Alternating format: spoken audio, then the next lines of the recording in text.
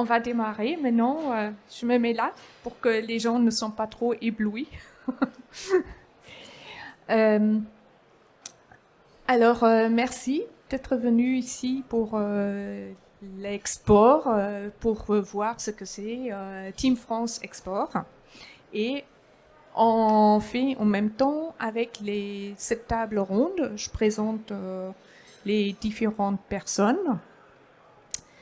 Il y a Monsieur Remeter de la Société Sacrée d'Europe. Il y a Monsieur Chauzu de la Société CQFD Composite.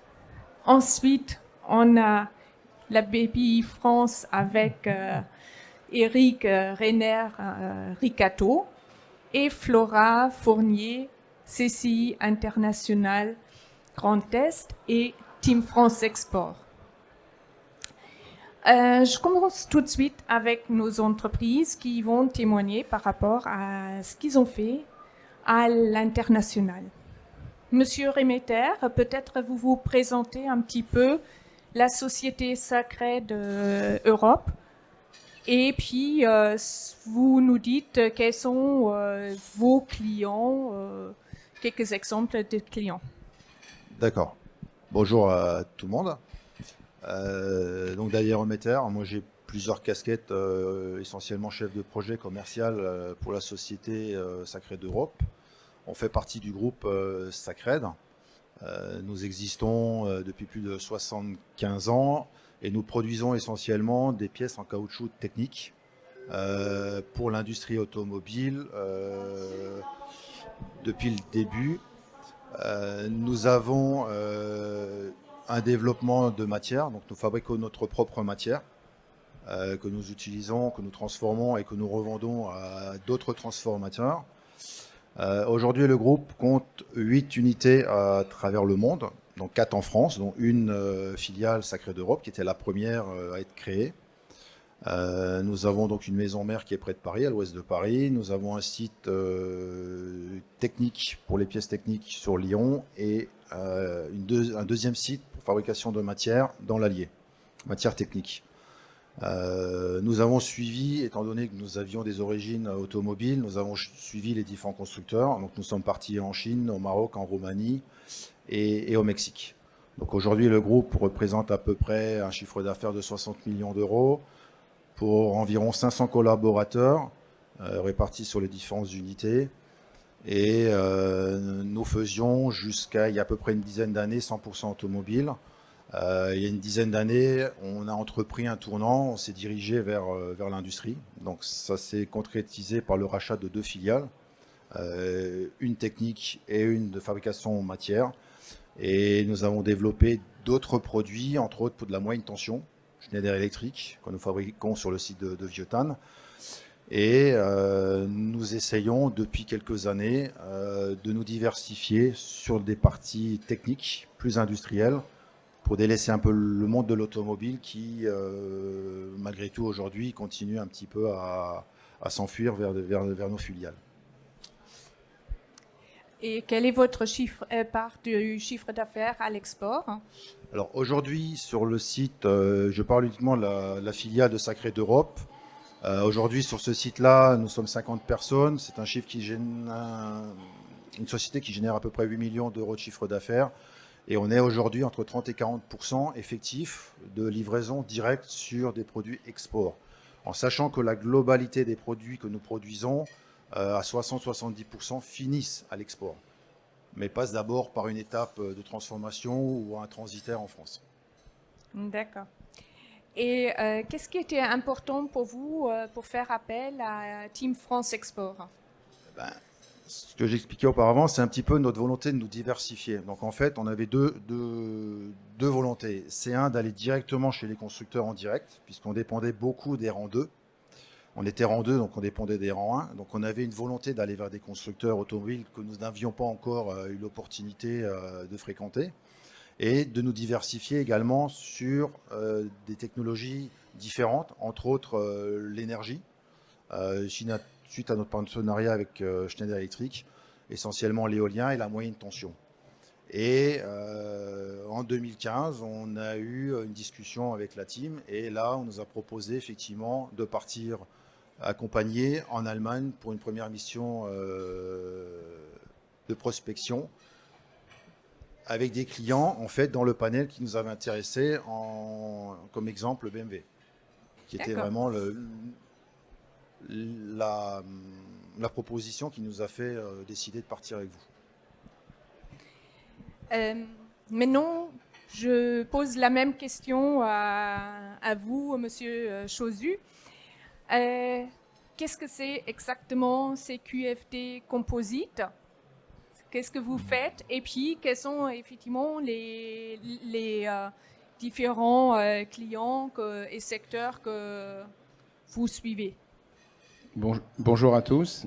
Alors déjà, CQFD, c'est sans commune mesure avec le groupe Sacred. On est une TPE alsacienne. On est basé, ou on va être basé sur Mulhouse. On a une équipe de 5 à 10 personnes, plutôt axée en recherche et développement pour le moment. Et donc notre métier à nous, c'est de fabriquer ce qu'on appelle des profilés en matériaux composites. Donc ce sont des éléments qui se présentent sous forme de barres. Des profilés, on en voit un petit peu partout. En général, ils sont plutôt en aluminium ou en acier ou dans d'autres matériaux. Et donc nous, ce qu'on propose, c'est une alternative à ces matériaux traditionnels, acier, aluminium, en matériaux composites, avec une spécialité, c'est qu'on les a développés de manière à être recyclables. C'est ce qui a été un peu le fondement de la société en 2006. C'était d'aller vers des procédés de transformation qui, à terme, permettent de recycler les produits, ce qui n'est pas le cas aujourd'hui dans l'univers des matériaux composites. Donc ça a été quand même un parcours assez difficile, parce qu'en 2000, allez, on va dire même en 2008-2010, la notion de recyclabilité n'était pas du tout présente dans les esprits, la notion de bilan carbone encore moins. Et c'est vrai qu'on sent que depuis, allez, peut-être 2 ans, on va dire, on a cet impact recyclabilité et décarbonation qui, c'est pas nous qui l'avons créé, mais on constate qu'il y a une attente de plus en plus forte, en tout cas dans certains pays, l'Europe, mais pas que. On a des consultations sur des pays comme la Corée qui semblent eux aussi pousser sur ces solutions plus écologiques. Et donc, on est amené à traiter avec en général des grands donneurs d'ordre. Malgré notre petite taille, c'est une difficulté d'ailleurs. On va avoir des clients, on a eu des clients comme des équipementiers automobiles, des Plasticomium, des Forestia, des Valeo. On travaille aussi dans l'univers du bâtiment avec des grands noms comme Oreo, des grands fabricants allemands. Qui sont pas d'ailleurs que dans le bâtiment, qui ont sont des multinationales. Donc en général des grands groupes qui veulent amener de nouvelles solutions sur leur marché. Donc toujours en termes de profilés, hein, on est sur des barres, des poutres, des profilés structuraux, mais qui veulent remplacer les solutions traditionnelles que je disais comme l'aluminium. Donc voilà un petit peu notre activité, une activité donc à la base de développement et dont on essaye maintenant d'industrialiser. Donc notre challenge qui arrive maintenant, c'est de concrétiser tous nos efforts de R&D sous forme d'une production ici à Mulhouse, on l'espère, pour pouvoir donner suite à la première étape qui est toujours le développement. Mais derrière, il faut qu'on concrétise par de la production de grandes séries, parce qu'en face de nous, on a des grands donneurs d'ordre et il faut qu'on se structure pour ça, quoi. Voilà. D'accord.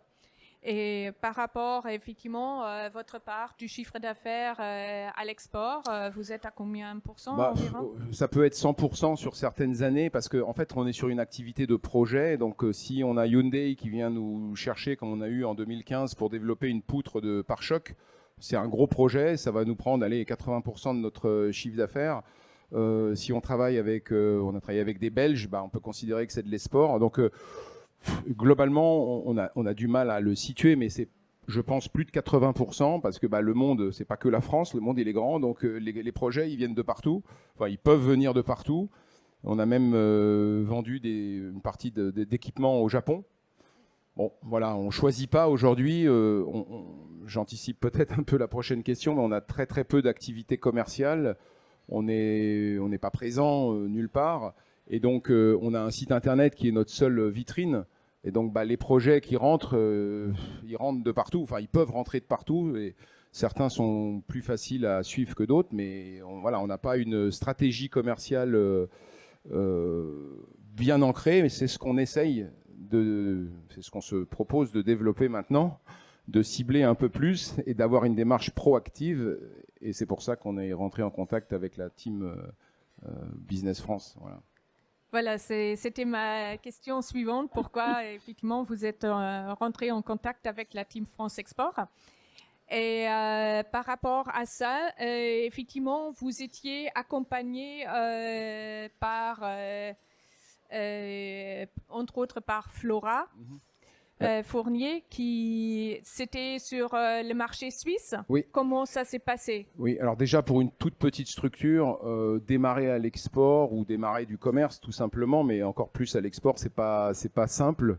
On ne sait pas forcément par où s'y prendre. Et je trouve ce qu'on a trouvé d'intéressant, c'est qu'on a cet interlocuteur unique qui est Flora, la CCI, qui nous a permis de mettre en contact avec les différentes équipes, parce que Business France c'est grand et on ne sait pas forcément à qui s'adresser. Donc voilà, on a eu ce contact qui a facilité, qui nous a proposé les différentes actions, et finalement on a opté sur un accompagnement personnalisé sur le marché suisse, sur le marché allemand qui est en cours. La partie suisse a déjà été réalisée, et voilà, on a une démarche de pré-prospection, on va dire, sur mesure, ciblée par rapport à nos attentes et ce qu'on imagine de nos marchés, et on a des gens qui connaissent déjà le marché quand même, et c'est vrai qu'on a eu quand même c'est pas toujours le cas parce que tout le monde peut se présenter comme spécialiste et puis souvent on est déçu, mais je trouve que sur la Suisse, en tout cas l'expérience que j'ai eue, c'était des gens qui m'ont fait très bonne impression. Alors trouver des commandes c'est pas facile, donc on peut pas non plus attendre ça tout de suite, mais en tout cas aujourd'hui on a déjà des contacts avec des gens qui ont été contactés, qu'on a relancés, et c'est vrai que c'est des gens qui ont bien présenté la société. C'est pas non plus facile de rentrer dans le business d'une société, et donc qui ont fait cet effort et qui ont, à mon avis, donné une bonne image. Et donc, ils nous ont ouvert des portes, à nous d'aller un petit peu plus loin, quoi. Voilà, c'est effectivement c'est l'ouverture des portes, et après la concrétisation, ça se fait effectivement par vos efforts, les relations régulièrement avec ces entreprises. Et pour vous, Monsieur Remeter, par rapport à l'accompagnement qui était fait avec notre collègue Marianne Genet, comment ça s'est passé? Effectivement, vous avez dit que c'était pour une action avec BMW. C'est ce qui nous a un petit peu motivés, parce que nous, on venait de l'automobile, donc on n'avait pas du tout structure commerciale. Puisque dans l'automobile, vous recevez les offres, vous y répondez ou pas, vous n'avez pas besoin de les chercher. Et le fait de vouloir se faire connaître et d'aller chercher d'autres prospects, d'autres clients, il fallait un petit peu être différent. Et c'est là, effectivement, on nous a proposé de monter dans le train, de faire une mission de prospection, d'aller visiter des clients. Entre autres, là, c'était BMW puis Audi. Et BMW nous intéressait. Et entre autres, ces missions-là permettaient aussi de faire de la prospection en temps masqué. C'est-à-dire qu'ils sont chargés pour nous d'appeler des clients, de prendre des rendez-vous. Donc globalement, on était parti sur une moyenne de 20-25 prospects. Et sur les plusieurs missions de prospection qu'on a faites, on est revenu systématiquement avec 4 à 5 rendez-vous physiques. Et on a eu BMW, et pas sans mal, mais ils se sont vraiment donné le mal. Et on a eu BMW, on a eu un entretien chez BMW, et on a développé du business avec BMW. Et on a trouvé ça tellement intéressant que l'année suivante, on a replongé dedans, on est reparti, on a fait 2 missions, parce qu'une ne suffisait pas. Donc on a fait une mission de nouveau en Allemagne et une mission en Angleterre. Un de mes collègues était parti en Angleterre, a fait la même mission. Là pareil, on a le même retour, on a eu 4-5 résultats, contacts réels chez des nouveaux clients. On avait même demandé, on était un petit peu gourmand, on a dit ouais, mais on pourrait peut-être pas sortir un peu de l'automobile, on a 2-3 clients dans l'énergie qu'on voudrait aller un petit peu titiller. Donc là, ils ont tout de suite ouvert les portes, et ça tout de suite c'était très positif. Donc on a pu, ils se sont vraiment adaptés à notre demande, et donc du coup on a refait une 3e mission en 2018 avec Mercedes. Et là pareil, on a débordé un peu sur le poids lourd à notre demande. Donc toujours accepté, donc vraiment une grande ouverture et puis vraiment une grande disponibilité. Pareil, on a eu des résultats positifs avec Mercedes Truck, et on a aussi fait 2-3 missions, je crois la dernière, On était aux Pays-Bas. Mais là, c'était un petit peu différent. C'est un constructeur, Lightyear, un nouveau constructeur automobile, qui a fait une démarche inverse, qui est venu vers la team et qui a demandé à chercher des partenaires en France pour être des futurs fournisseurs. Donc il y a vraiment une complicité après qui s'installe dans les deux sens, quoi, avec la team. D'accord. En fin de compte, vraiment, ça pour vous booster les affaires et Ah oui, clairement. Clairement, sur les différents marchés avec des experts qui connaissent bien le marché et qui peuvent ouvrir les portes. Voilà. Maintenant, ouverture des portes, on dit aussi financement. Comment vous avez pu financer, comment vous étiez soutenu financièrement? Alors, Est-ce que vous avez eu des aides? on a eu effectivement des aides, hein, parce que c'est là aussi, la team a de très bons conseils sur ce niveau-là. Ils vous disent effectivement tout ce qu'on peut avoir. Et on s'est dit, nous, en tant qu'entreprise d'une certaine taille, ça va être un peu plus compliqué. Mais à partir du moment où vous montez bien votre projet et vous montez vraiment que vous avez une volonté d'aller chercher des nouveaux business, en fait, on a eu sur les différentes missions de prospection une couverture de l'ordre de 50% des frais demandés à l'époque. Sur l'année 2020, on a eu une aide au diagnostic justement pour aller plus loin sur d'autres pays. Où là, on a eu une aide de 20 000 euros, justement, où tout ce qui est frais, même les frais de documentation, des frais de prospection, tout ça sont pris dedans. Donc même si vous le faites vous-même, donc là, c'est des choses qui ont été présentées, qui nous ont été présentées à Sacred, parce qu'on n'a pas forcément les bons tuyaux, les bonnes adresses ou le temps de chercher. Et l'avantage, c'est qu'on vous présente une synthèse de ce qui vous est possible de faire. Et vous êtes accompagné et finalement le résultat derrière fonctionne très bien. Et même pour la dernière année, je ne sais plus si c'est 2020 ou 2021, on nous a même incité à souscrire une assurance prospection dans le cas où, avec les périodes Covid, c'est un peu plus compliqué, de se dire si on n'arrive pas à faire notre programme, derrière on est aussi couvert par une assurance. Voilà. D'accord. Alors effectivement, le programme dont vous avez parlé tout à l'heure concernant le diagnostic, c'est le BS d'export qui est soutenu financièrement de la région Grand Est aussi. Ouais. C'est ça. Et au niveau de Monsieur Chauzu, comment vous avez été aidé financièrement dans votre démarche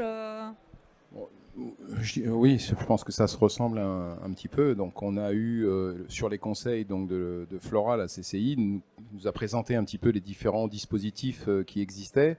Et dans notre cas, sur la prestation d'accompagnement, pour citer quelques chiffres, c'est des prestations qui vont entre, de mémoire sur les deux, 5 à 7 000 euros, enfin, ou 4 à 6, je crois. On a une aide sous forme de chèque relance et sport qui couvre 2 000 à 2 500 euros, donc allez, 40 ou 50% de la prestation est prise en charge avec une démarche administrative qui est assez light, pour en avoir fait pas mal sur d'autres dossiers. En plus, je ne sais pas si je dois le dire, mais c'est Flora qui s'en est chargée à 80%. Je ne fais pas une bonne pub là en même temps parce que 100%. Voilà, je n'osais pas te mettre trop la pression sur les autres projets. Et donc voilà, donc ça vraiment c'est facilitateur parce que mine de rien, c'est souvent un frein. Si on a des dossiers trop conséquents à remplir, on hésite, on n'a pas le temps de le faire, on ne sait pas forcément, il y a des questions qui se posent. Quand quelqu'un s'en charge, franchement, on signe les yeux fermés. Donc voilà, ça nous a bien aidé. Et après, on a évoqué, on n'a pas encore acté sur l'assurance prospection, voilà, qui est un dispositif plus large, plus volumineux aussi en termes de couverture. Voilà, c'est une réflexion où là, il faut qu'on engage une démarche encore plus active que celle qu'on a fait pour l'instant, quoi. Et là, justement, on va enchaîner. Je passe la parole justement par rapport au financement à la BPI France. Alors, Eric Reiner Ricato, qu'est-ce que tu peux nous présenter par rapport au financement qui est tes partenaires de la Team France Export à côté de Business France et les CCI internationales? Qu'est-ce que BPI France peut proposer aux entreprises pour l'export? Oui, bonjour à tous. En fait, BPI France, donc, comme mentionné, est effectivement partenaire de la Team France Export. Et à ce titre, on se développe sur l'international depuis 2017, depuis que BPI France a racheté la Coface Publique. Donc la Coface Publique, ça nous donnait de disposer des produits proposés par la Coface, c'est-à-dire tout ce qui était garantie des cautions, des préfinancements, assurance crédit, assurance change, crédit export. Mais sinon, la première porte d'entrée pour les entreprises, c'est, comme le mentionnaient les deux chefs d'entreprise à côté de moi, c'est l'assurance prospection. Et l'assurance prospection, en fait, c'est un outil d'aide publique mis à disposition par l'État pour lequel BPI France est vraiment prestataire de services. Donc, en quelque sorte, vous êtes une entreprise, vous voulez prospecter, je vais rester simple, l'Allemagne. On va vous demander d'établir un budget de prospection sur 3 ans, qui comprendra vos déplacements, la réception, la réalisation d'un prototype, la traduction, des mises à jour de garantie, plein de choses. En fait, toutes les dépenses que vous pouvez imaginer. Une fois que vous avez établi ce budget, nous, on va prendre une décision sur le dossier. Donc, si on vous valide votre budget de prospection à hauteur de 100 000 euros, BPI France, en fait, on va vous faire une avance globale de 65%. Donc, de 65 000 euros en 2 parties. La première partie à la signature du contrat. Ensuite, vous avez 3 ans pour effectuer vos dépenses. Au bout de 3 ans, quand vous avez effectué vos dépenses, vous nous les justifiez. On vous verse la seconde partie de l'assurance prospection. Donc, au bout de 3 ans, vous avez reçu 65% de votre budget de prospection. La deuxième période, la période de franchise, en fait, vous continuez à vous développer vers le pays ou la zone géographique concernée. Petite précision, au niveau de l'assurance prospection, on peut mettre une assurance prospection tous les 12 mois glissants. Donc, on peut vraiment vous accompagner sur le long terme. Tous les ans, on peut vous accompagner sur un pays ou une nouvelle zone géographique. Et l'assurance prospection peut comporter un ou plusieurs pays. Donc, on peut regrouper, par exemple, si on part sur la zone rhénane, on pourrait regrouper Allemagne, Suisse, Autriche. Mais on peut aussi faire l'Allemagne seule et les autres pays après. À la fin des 5 ans, donc 3 ans de période de prospection, 2 ans de période de franchise, on va comparer votre chiffre d'affaires réalisé sur la zone géographique concernée avec le montant de l'indemnité, donc les 65%. Et donc là, il y a 3 cas. Premier cas, vous avez connu une réussite commerciale, donc vous avez fait un chiffre d'affaires supérieur 10 fois au montant de l'indemnité. Donc si c'était 100 000 euros, donc 65 000 euros d'indemnité, donc vous avez fait un chiffre d'affaires sur la zone de 650 000 euros. À ce moment-là, on considère que c'est un succès commercial et vous avez 4 ans pour nous rembourser la somme prêtée, disons avancée, puisqu'il s'agit d'une avance remboursable, ce n'est pas un prêt. Donc en fait, vous nous remboursez juste l'avance qu'on vous a octroyée. Deuxième cas, vous avez fait un succès commercial qu'on va dire mitigé, avec un chiffre d'affaires compris entre 3 et 10 fois le montant de l'indemnité. Donc à ce moment-là, vous allez nous rembourser juste une partie de l'avance effectuée et l'autre partie se transformera en subvention. Et dernier cas, par contre, c'est un échec, ce qu'on appellera un échec, mais juste sur ces 5 années-là. Vous allez nous rembourser que 30% de la somme avancée et les 70% restants se transformeront en subvention.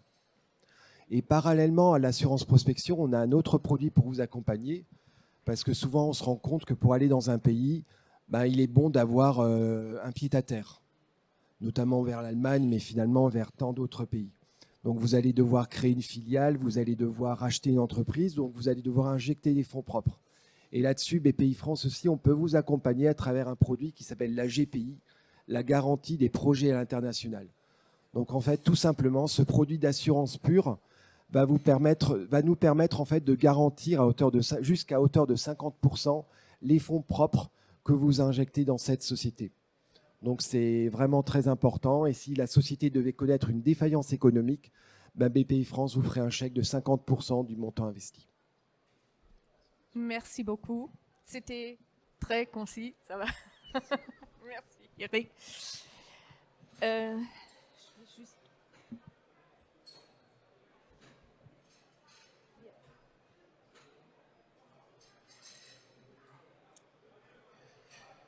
Voilà, maintenant je vous présente quand même Team France Export.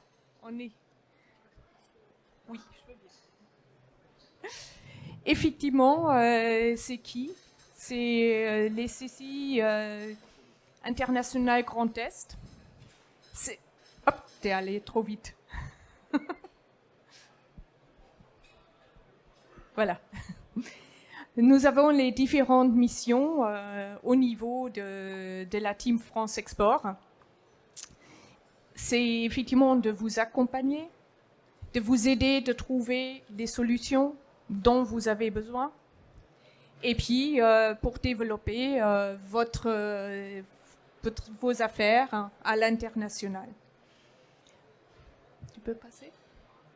Effectivement, dans le centre, on a dans le CCI International Grand Est, on a des experts transversaux sur des différents sujets. On a une équipe de 18 conseillers dans le Grand Est qui sont effectivement organisés sectoriellement. Et bien sûr, on a toute la partie de l'écocentre à l'international. Voilà, vous avez le trombinoscope de toutes les personnes qui fait quoi. De toute façon, je vous propose, puisqu'on a vos cartes de visite, de vous envoyer cette présentation. Comme ça, vous n'avez pas besoin de noter quoi que ce soit, mais vous avez toutes les informations. On est effectivement 10 personnes sur l'Alsace, 5 personnes en Lorraine, dont une collègue est là aussi, Caroline. Et puis, on est à 6 personnes au niveau de la Champagne-Ardenne. On est organisé, comme je vous ai dit, par secteur. Alors, on couvre pas mal de secteurs.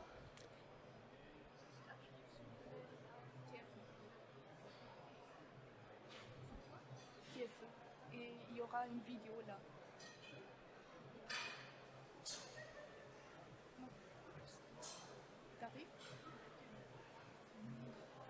Ouais.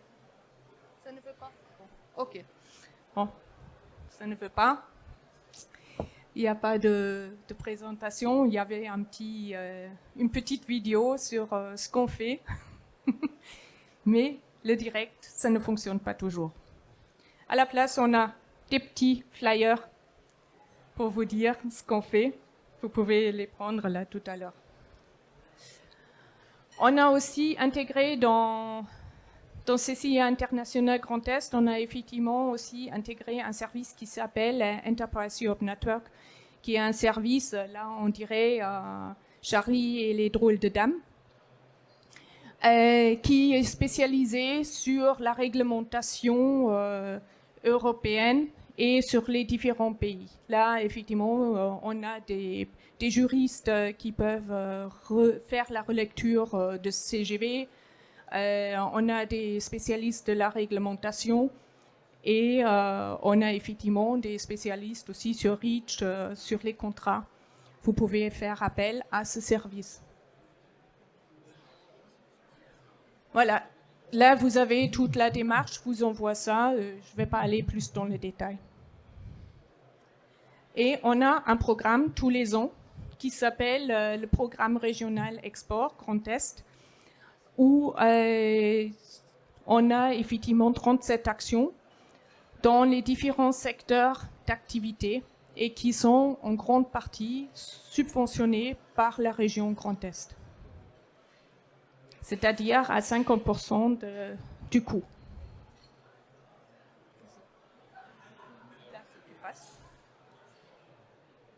Voilà. Là, on passe au sujet interculturel.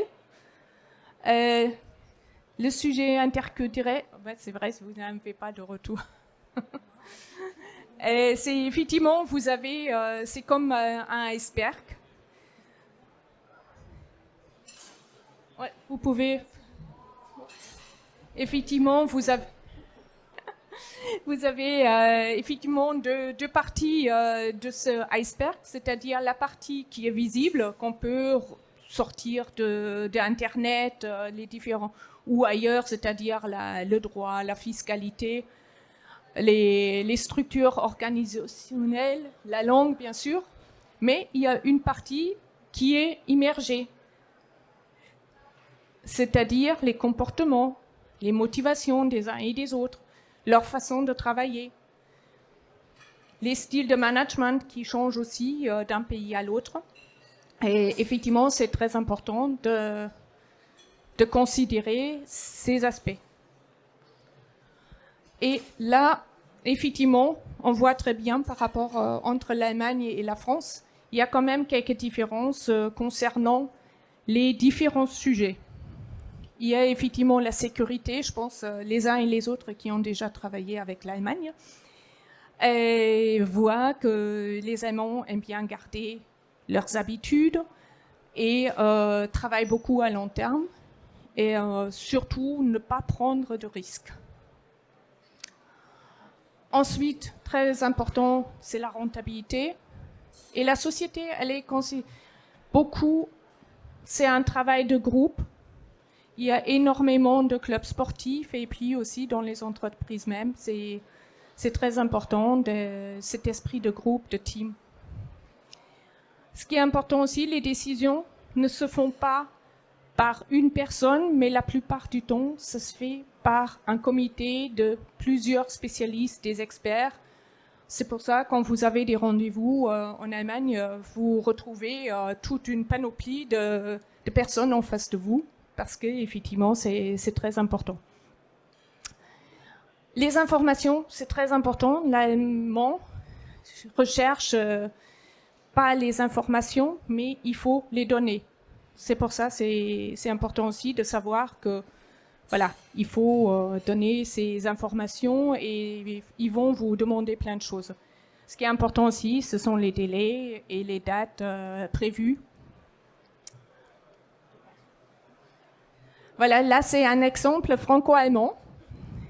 Je ne sais pas si quelqu'un parmi vous habite dans le nord de l'Alsace, près de Wintersdorf, mais c'est un pont qui est construit par la France et l'Allemagne. Cherchez l'erreur.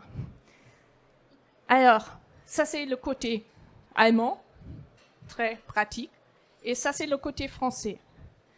Si vous passez en vélo, côté allemand, pas de problème. Côté français, vous prenez la chaussée. C'est devant notre porte, cet exemple de la différence franco-allemande.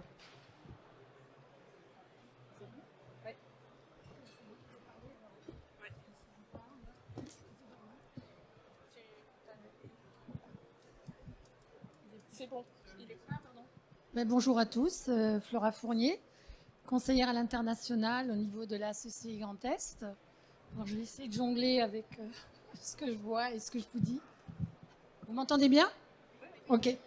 Donc, la Suisse, si proche et si lointaine, on peut dire, hein, puisque quand on veut aller en Suisse, c'est comme si on veut exporter au Japon ou aux États-Unis. Hein, il y a cette fameuse douane. Donc, moi, juste pour info, je suis conseillère à l'international. Là, je fais partie des 18 là sur la photo. Hein. J'ai juste une casquette supplémentaire en plus de toutes les filières qui sont notées. Moi, je fais tout ce qui est réglementation suisse pour toutes les CC, pour toutes les entreprises du Grand Est. Je vais me mettre debout, je n'aime pas parler assise, voilà. Donc, en fait, je fais de la réglementation suisse pour toutes les entreprises du Grand Est qui ont des problèmes de réglementation, qui veulent installer des machines en Suisse, qui se détachent des salariés en Suisse, qui veulent transiter par la Suisse, qui livrent des marchandises, et aussi éventuellement celles qui ont des projets d'implantation vers la Suisse. Voilà. Si vous avez besoin d'un contact au niveau de la CC Grand Est, voilà, n'hésitez pas à revenir vers moi. Juste un petit topo sur la Suisse. Donc, ici en Alsace, on connaît très bien la Suisse, hein, on n'est pas très loin. Donc, 26 cantons. Alors, pourquoi les 26 cantons sont très importants? Parce que la Suisse ne fonctionne pas comme la France, où c'est Paris qui décide tout. 26 cantons, on peut dire plus ou moins 26 lois. Je vous vois sourire, mais c'est ça. En fait, chaque canton fait sa propre... décide de tout, en fait. Hein. C'est beaucoup plus simple. Ils sont beaucoup plus pragmatiques que nous. Toujours dans le consensus, les Suisses, hein, il y aura toujours moyen de discuter. Donc, une géographie assez atypique, 26 cantons. On va le voir un peu plus. On vous enverra le slide. Hein, je ne vais pas lire tout ce qui est écrit dessus, ce n'est pas très important. Mais là, voilà, les cantons, vous les voyez. Donc, la partie verte, 2/3 de la Suisse, c'est la partie alémanique. Hein. Donc, le fameux Schweizerdeutsch ou Hochdeutsch, là, qui est pas facile à comprendre. La partie jaune, c'est la partie romande. Il y a un peu de tessin, donc d'italien. Donc voilà, c'est une géographie assez atypique. Donc 26 cantons, 4 langues. Donc voilà, donc ça explique un peu. Les quelques, voilà, là il y a quelques infos, quelques chiffres. Donc la Suisse, premier pays au monde, championne de l'innovation depuis très très longtemps. On travaille 42 heures, ils n'ont pas 35 comme chez nous. Voilà, ils ont 5 semaines de congés payés, ils ont refusé de voter la 6e. Nous, on fait des grèves, il n'y a pas très peu de grèves, voire pas du tout en Suisse. Voilà, donc il y a quelques différences. Très ouvert vers le commerce international, puisque effectivement, c'est un marché tourné vers l'international. Alors nous, vous avez quelques chiffres. Nous ne sommes plus le premier fournisseur, enfin nous ne sommes plus le deuxième fournisseur de la Suisse. Les premiers, l'Allemagne, bien sûr. Les deuxièmes, ce sont les Italiens qui sont passés devant les Français. Et nous sommes le troisième fournisseur de la Suisse. Voilà, quelques pratiques d'affaires. Voilà. Ah, pourquoi ça ne reste pas? Ah ben voilà. Ah mince. Voilà. Donc là, vous avez quelques petites... Donc, quand on a rendez-vous en Suisse, vaut mieux arriver 5 minutes avant que 5 minutes après. Beaucoup dans le consensus. Si vous faites du business en Suisse, quand vous avez prévu quelque chose, quand vous avez dit quelque chose, quand vous avez annoncé quelque chose, vous devez faire ce que vous avez dit. Voilà. Chez les Suisses, monsieur fait comme ça, oui. Bah oui, voilà. Donc, ok. Donc voilà, les Suisses sont beaucoup là-dedans. Et sinon, après, il n'y a pas de rendez-vous de commodité en Suisse.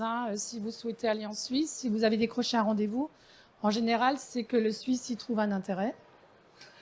Après, ils sont très ouverts si vous devez téléphoner, si maintenant vous décidez de faire un peu de prospection directe, juste histoire de voir s'il y a un intérêt pour votre société d'y aller. Vous les avez facilement au téléphone. Vous pouvez même y aller comme ça, des fois à l'improviste. S'ils sont disponibles, vous aurez peut-être même la chance d'être reçus. Donc, vous voyez, tout à fait différent par rapport à la France. Il n'y a pas de barrière de la secrétaire comme chez nous. Enfin, voilà, ils sont beaucoup plus disponibles d'un point de vue business. Voilà, j'en ai fini là. Je ne sais pas si vous avez des questions. Alors, si jamais ça vous intéresse, j'ai emmené quelques petits livres à faire ou ne pas faire en Suisse. Vous verrez, il y a des petites expressions.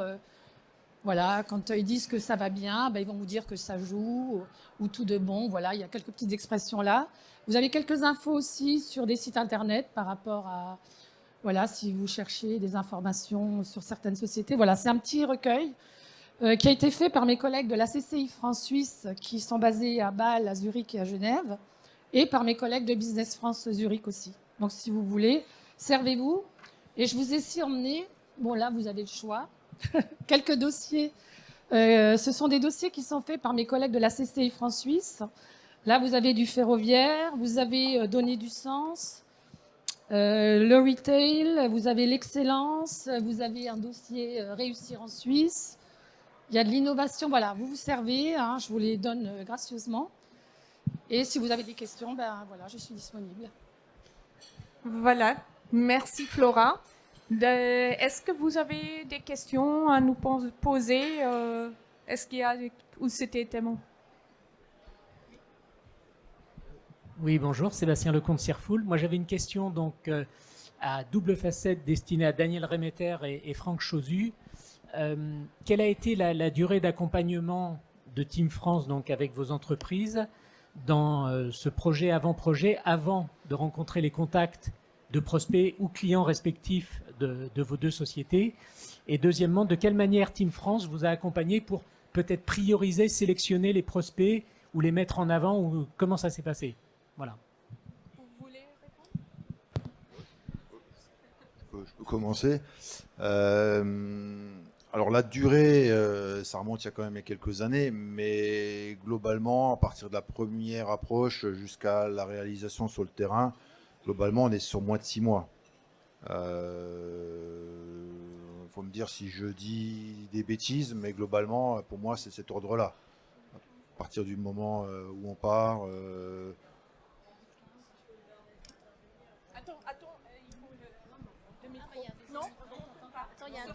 Sur Internet, on ne t'entend pas. Si je peux me permettre d'intervenir, je dirais qu'il y a entre le premier rendez-vous où en fait c'est le rendez-vous de découverte. Ensuite, on organise un rendez-vous en fait avec le bureau à l'étranger.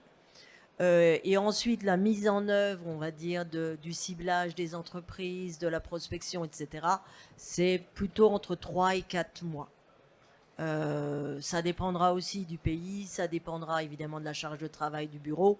Donc c'est vrai qu'en fonction peut-être des missions, il y a certaines missions en fait qui font partie du programme régional export qui sont à des dates bien précises. Donc là, forcément, le délai peut être plus long également. Mais quand on est sur de la mission individuelle, en moyenne, c'est entre 2 et 3 mois.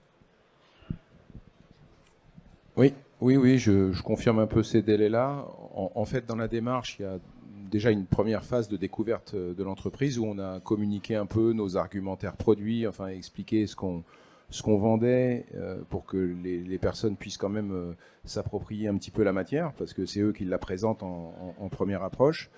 Après, on a aussi évoqué quelques noms de clients qu'on présupposait intéressants pour que ça puisse un peu illustrer dans les 2 ou 3 secteurs qu'on visait ce que ça...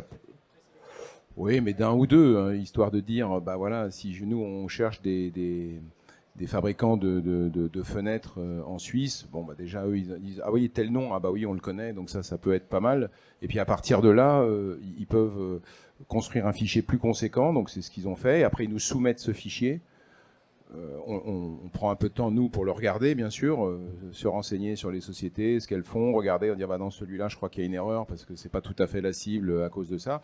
Et puis voilà, on définit finalement une cible, et puis après, voilà, ils envoient ils prennent leurs contacts téléphoniques, mail, relance, jusqu'aux prises de rendez-vous. Nous, on n'a pas eu des rendez-vous physiques, mais on a eu des rendez-vous sous forme de conf call, quoi. Voilà, ce qui est assez facile finalement, et ce qui permet quand même d'aller un petit peu plus vite que forcément de se déplacer.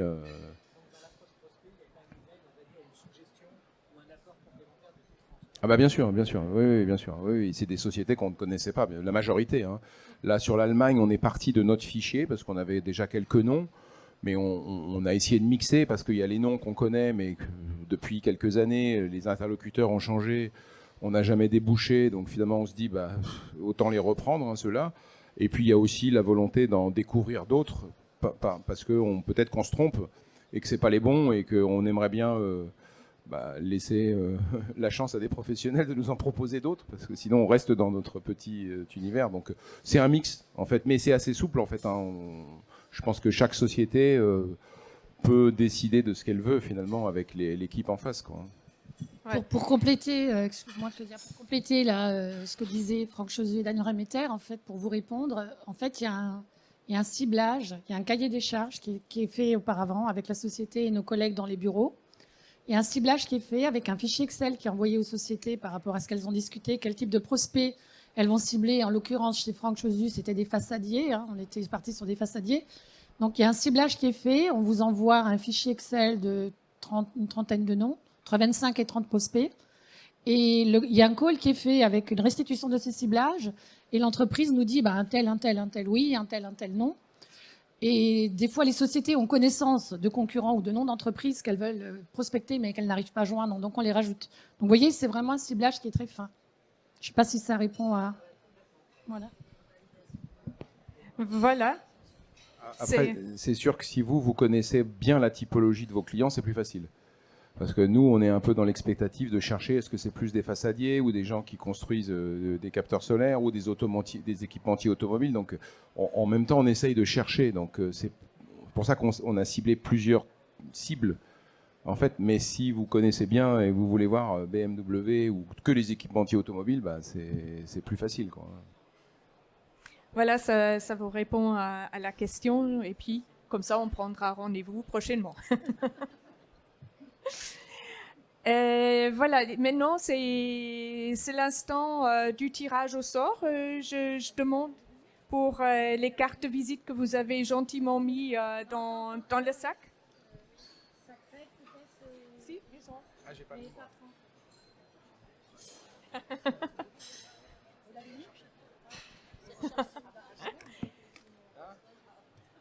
C'est pas grave. Voilà. Vous avez raison aussi, je sais pas pourquoi je Allez-y. Allez-y, prenez votre carte de visite et puis comme ça, après, on va passer au tirage au sort. En attendant, on va justement passer un petit film parce que c'est un billet d'avion moyen courrier que Air France nous propose. Et puis, effectivement, malheureusement, la personne ne pouvait pas venir aujourd'hui. Et c'est pour ça que je vous fais passer maintenant une vidéo. Oui.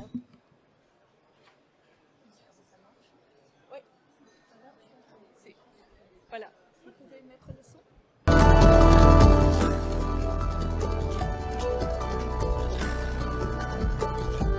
Les PME peuvent tout d'abord bénéficier de programmes de fidélité gratuits Bluebees. C'est très simple. À chaque voyage d'un des collaborateurs, l'entreprise gagne des points appelés des Blue Credits. Un Blue Credit accumulé, c'est 1 € à utiliser pour un service lié au vol. Billets, options de voyage, carte d'abonnement.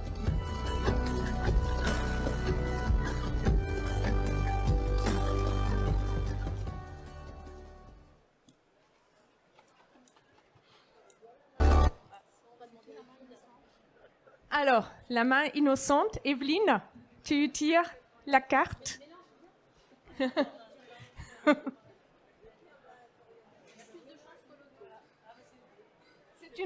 C'est une rose et c'est Monsieur de Fils Céleste, Monsieur Daniel Grimm, vous avez gagné le billet d'avion.